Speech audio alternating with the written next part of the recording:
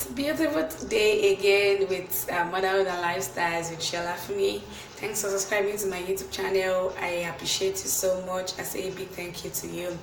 And if you've not subscribed to my YouTube channel, kindly click on the subscribe button to get updates on educative and interesting topics. Today we'll be looking at a topic titled monitoring your child successfully. I am so sure that many a times we've wondered how we can monitor our child successfully without making it look as if we are checking them. So I'll take us through the list of what we can do to monitor our child or children, as the case might be, successfully. Now the thing is, the best monitoring is low-key, which means that you don't choke a child because you are trying to monitor the child. It is actually based on trust and staying connected with your child. And if you check my previous videos, you would see where I explained how you can be your child's best friend. So don't monitor your child so much that too loud that the child will feel like you don't trust him or her. So the best monitoring is always low-key. Another thing is that when you have good everyday connections and communication with your child, it's more likely they share what they are up to. Children, they don't really have the mind of keeping stuff like adults would do. So if you have good communication or a relationship with them, you will know what they are up to. So it starts by you being friends with them. So I would like to take you through how you can set some family rules and routine. You want to monitor your child successfully, but you don't know how. You can do that by setting some family rules and routine. Now the first thing you can do is number one, if you or your partner won't be around, say maybe your child is back from school and you want to know when your child will be back home. You don't want to know, if you don't want to start getting yourself worried where the child is going to or who they are with after school. You could get in touch with your partner, and call yourselves to know if the child is home. Another thing is that you can set some ground rules about what your child can do in free time, and this will help you worry less about them. Like, you worry less about what they are up to in their free time. And example of these ground rules might be, limits on screen time, probably the time they spend on pressing phone, or the time they spend watching TV, or probably some programs. So you can negotiate or agree on the best time for them to do all those things. So you can set your family rules. There's no bad thing about you setting your ground rules. By that, you can monitor what your child is doing part time. Another thing is, be aware of what your child is reading or watching on TV.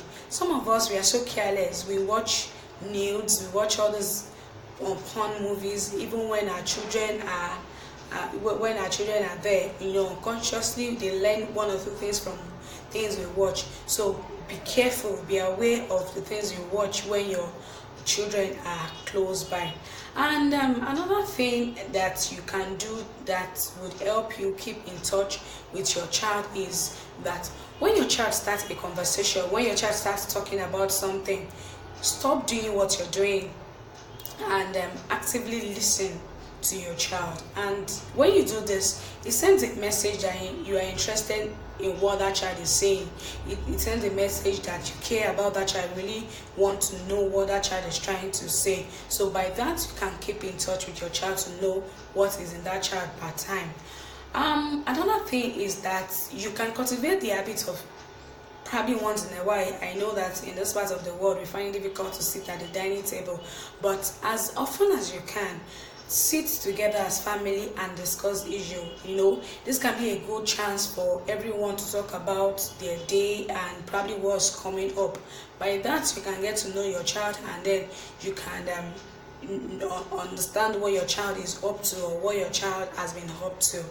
And another thing is that you can study and try to be aware of what your child is doing and how he's behaving, so you can spot any behavioral change.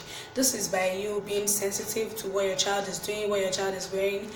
Now, you have to be careful doing all this, so You not overprotect the child and make the child feel like, mommy, she doesn't trust me, daddy doesn't trust me, stuff like that. So be careful in how you do all those things. Another thing that is so important that we do is keep an eye on their school progress. Some of us, you ask some parents the class or the position, the percentage, or whatever the grading system might be in that particular school. Some parents they don't even know how their child is faring in school, and that's not too good. That's how you understand that you're busy.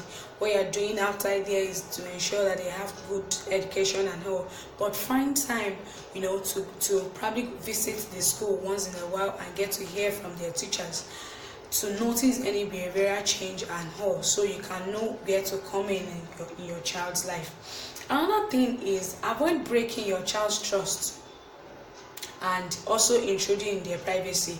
Don't promise your child something and not fulfill it. It doesn't pass the right message to that child. It doesn't at all. So if you are always fond of promising your child and jokingly you just discard it, it withdraws a child away from you. By doing that, it will not make you to be connected to your child. So these are the tips that will help you keep in touch. They will help you keep in touch with your child. I also want you to note, most importantly, that too little monitoring can leave teenagers or can leave a child without the support they need to make decisions. But then too much monitoring may send a message you don't trust them. So you have to balance it. You don't do it too much, and you don't underdo it. So I pray that the Lord will give you wisdom even to take care of those children very well, and most importantly, help them to be that which God has created them to be. I hope you've learned one or two things from those tips. Thanks for having me once again. I appreciate you. Thank you so much. Do have a wonderful day. Bye.